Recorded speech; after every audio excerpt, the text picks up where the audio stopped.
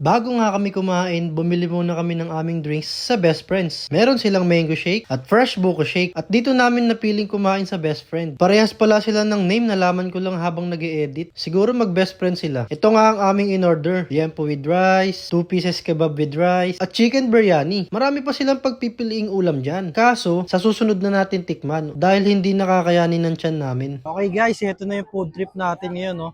Chicken biryani. Tapos, itong liempo. Tapos, itong kebab. Tikman natin ang kanilang liempo. Parang hirap pa, kamayin ko na nga. Ayos, masarap din yung timpla. Ito namang liempo, 120. Tsaka yung rice nila, masarap. Malambot. Ito naman yung chicken biryani. 175 naman yung chicken biryani nila. Ayos din, masarap din yung timpla. Ito yung rice nila. Ang sarap. Ayos. Pwede dito. Ayos dito guys, masarap. May lemon pala siya. Yan, tikman natin kung mas papasarapin talaga kung na may lemon.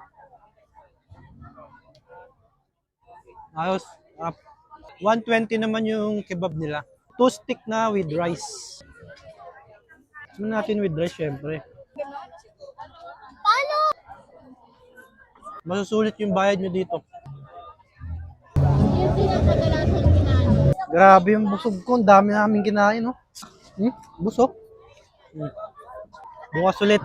Kailangan lahat itong makainan natin. Punta na kayo dito sa Tagpuan, Subic Ay. Lahat ng kinainan namin ngayon, masarap. Try nyo. Pero syempre, iba-iba tayo ng panlasa. Sa akin, masarap. Sa inyo, hindi. Sa inyo, masarap. Sa akin, hindi. O, di ba? Kaya try nyo na.